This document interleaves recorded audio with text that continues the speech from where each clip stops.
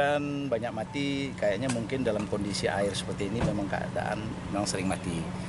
Kalau sekarang faktor air, memang tingkat kekeruhan air itu sudah meningkat daripada tahun-tahun sebelumnya. Kalau dari sini itu rata-rata di 25 ton per hari.